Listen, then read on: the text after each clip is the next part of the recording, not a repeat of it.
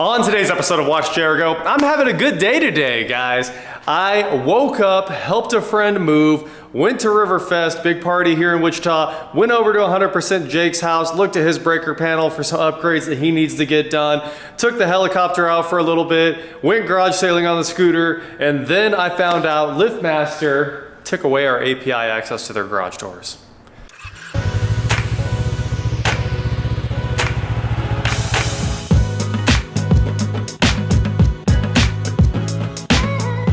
What is going on, guys? I am WatchJRGo, and today, like I said, we are here to talk about the nightmare that is owning Liftmaster, Chamberlain, Craftsman, basically every garage door opener in the world.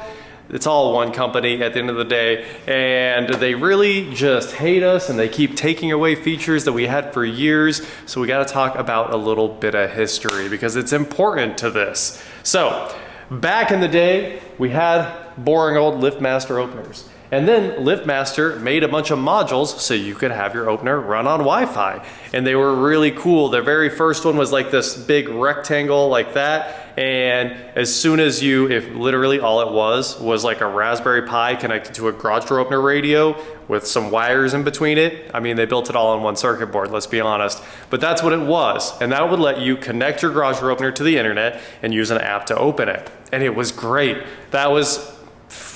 We're going on 13, 14, 15 years, something like that. It's been a long time.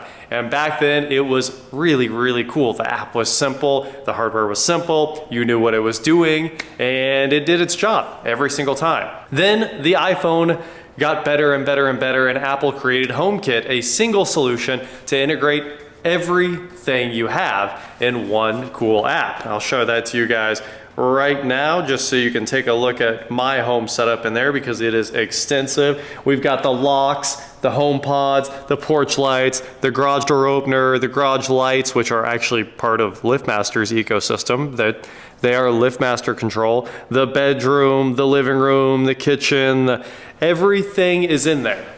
And to do that, Liftmaster made a new box that you had to buy, and it was kind of expensive. If I remember right, the first one was like $39, and then the second one, the HomeKit one, was like $149. But it solved a massive problem that all of us had. The garage door opener, the old one, didn't have native HomeKit. So we had a bunch of third-party stuff playing around that would let us hit an API with Home Assistant, and Home Assistant would be our HomeKit integration, and then the server would break and your garage door opener wouldn't open, and it was a steaming, terrible thing. It wasn't great. So Liftmaster created this one simple box. Wow, that's how I did it. I hate the way you did it. Yeah, 2 years of steaming garbage. Yeah, you're welcome, Jake. The way you did it is wrong. 100% Jake is here. You can see his i3 in the background as well. But Liftmaster made that new box. It was $149 or something like that, and it had native HomeKit. Now, it had a downside. The first one had an Ethernet port. The second one was Wi-Fi only. The better one was Wi-Fi only, which Wi-Fi is always a downgrade. So that was upsetting, but at the same time, it worked really, really well. It's probably the most rock-solid HomeKit device there ever was. My garage door opener has never failed again, and that's probably been 5-6 years. But about 3 years ago, Liftmaster decided they hated their customers, and they discontinued that product and said nobody was using it. And we all know they're liars because the internet has been upset about that every single day since. I think the deal is you might have to pay Apple for HomeKit licensing. I don't know, it should be free, but I can only assume that's why they stopped letting us have that access. So the old ones still work, but you can't buy one. And if you guys are looking for a solution to get your garage door openers into HomeKit, Liftmaster doesn't care about you. They hate you, and they're very anti-consumer. They hate us for buying their garage door openers, but they make the best garage door openers. Everybody this year has really figured it out, and there's a few new products that will let you connect your garage door opener back to HomeKit via Home Assistant. You're kind of stuck using Home Assistant these days, but it's really, really good now. The old one where you were like installing Linux distros and all kinds of crazy stuff, using a Raspberry Pi to play server, to run some software. It was a mess, and that's probably why it was broken all the time, but things have gotten better. And today we have the solution that I'm gonna use from now on to put all these garage door openers back under HomeKit control. So let's check it out. As you guys know, I have 4 of the latest Liftmaster openers here in the shop. Of course, they have built-in Wi-Fi. You can use Liftmaster's app, although who knows when they're gonna take that away from us. And of course, it used to have native API access too, and they took that away from us too. They basically ruined everything they could because everyone says that we were running up their server costs. But I'm pretty sure with them selling $1,500,000 garage door openers a day, they're doing pretty well. So that's my take on the matter here. I feel like we've paid for it. I get that server costs do exist. Just charge us like $1. It'd be fine. You forgot to mention why it's so important that it's in HomeKit. Oh yeah, because CarPlay and the watch. CarPlay automatically showing up as you get close to your house, and the watch being authenticated Siri at all times, so you can always open your garage door from there while you're riding your motorcycle, which is the key to it all. It's just, you know, you want it to be in HomeKit because it's so nice. It makes life easy. Anyway, this is the connected GDO Black. I opened this one up. I haven't done anything with it yet, but this GDO garage door opener, and it's the Black edition. And the Black edition has some really cool features, like being able to open your garage door to a percentage. Some of you guys don't like to have your garage door open all the way. If you want to vent it or something like that, just have it open like a foot, you can do that with this. So this gives you local control of your garage door opener over the intranet or your local network, or there's cloud-based access as well. It gives you smart things, which I think that's a Samsung thing, right? My washer and dryer have that. Yeah. And then you've got Alexa, and then you've got Home Assistant to put it back in HomeKit, and then Hubitat, don't know what that is, Home Siri, don't know what that is, and Control 4, which is what my house runs on. So we're going to use this to put all the openers in Control 4, and also Home Assistant at the same time, I hope, so that we can have Siri controlling the garage doors and everything else. So it's kind of ridiculous what I would like to work. I get that it's an edge case, but most people at least want HomeKit. This is your solution for that. So we're gonna install ESP Home on these. They actually have a different firmware on them out of the box, if I remember right.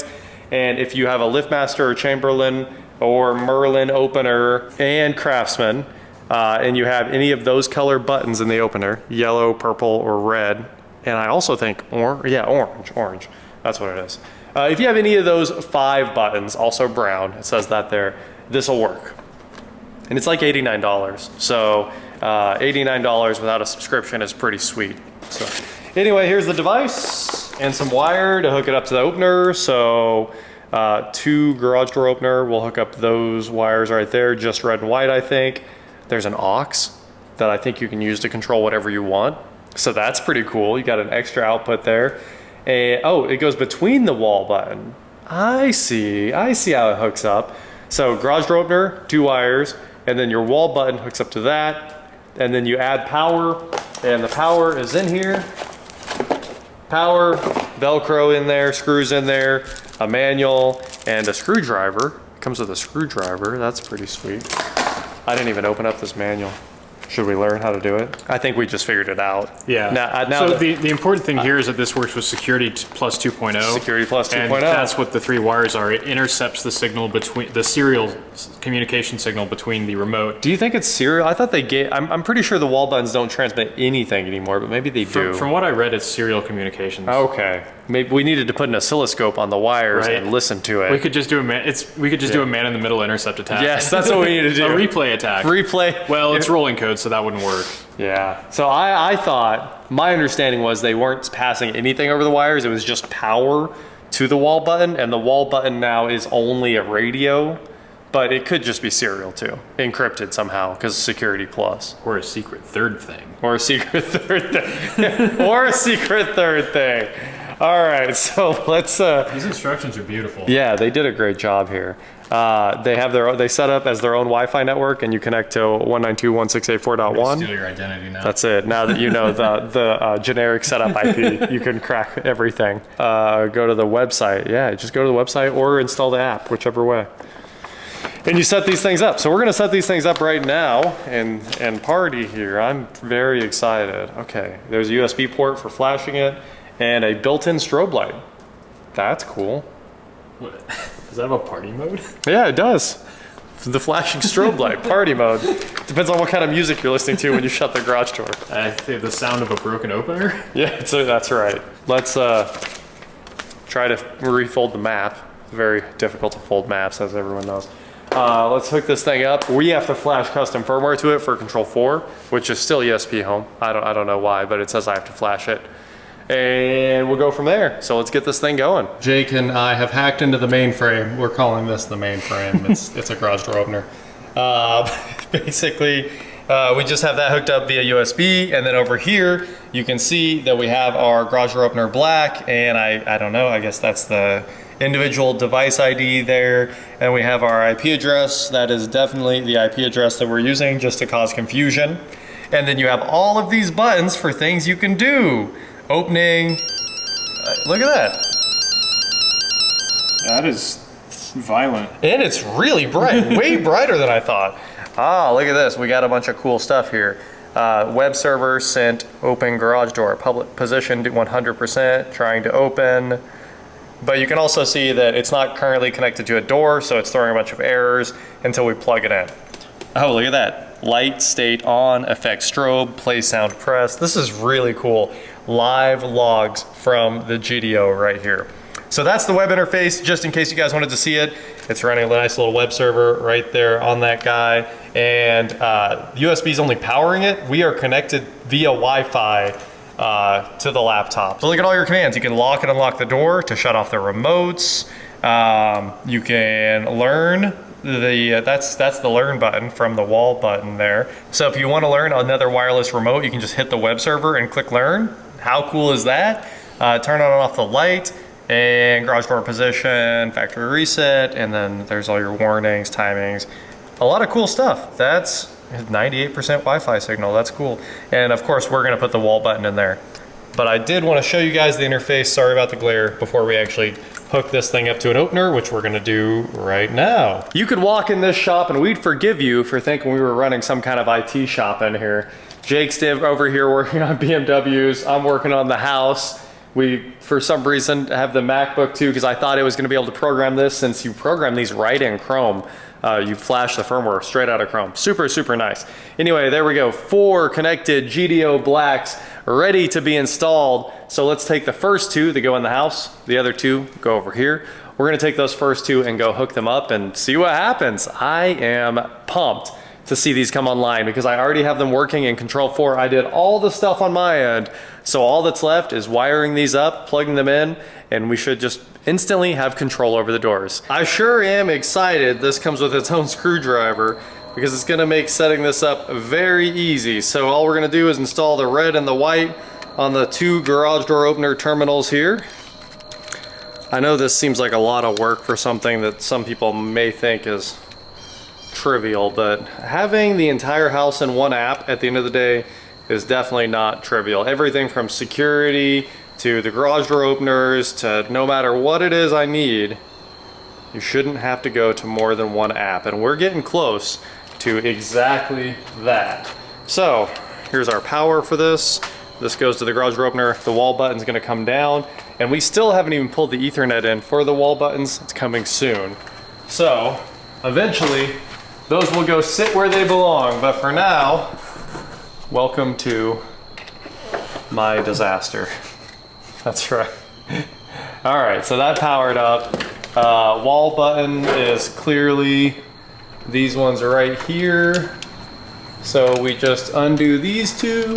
I guess I could go ahead and permanently do this because they include Velcro, and we're gonna Velcro this to the side of the opener, and that's gonna be really cool.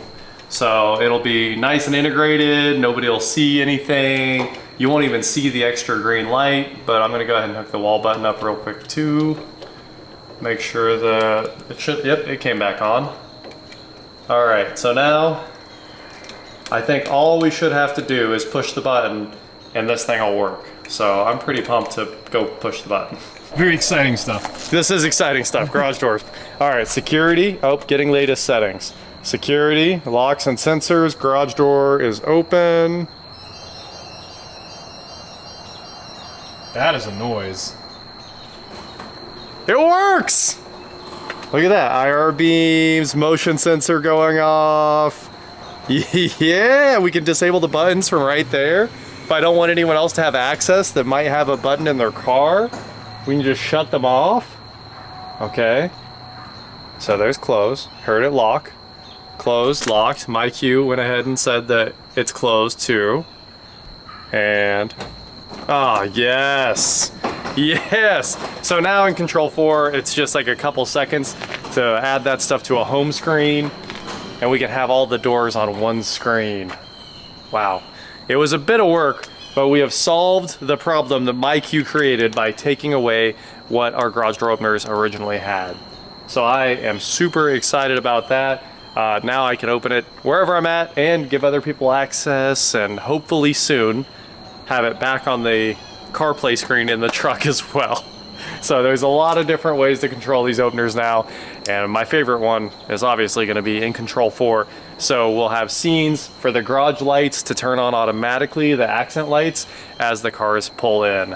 That way you don't have to go hunting for lights or show up blind at night. It's all going to work out great. So there you go. For just $89, you can have back what MyQ took from us.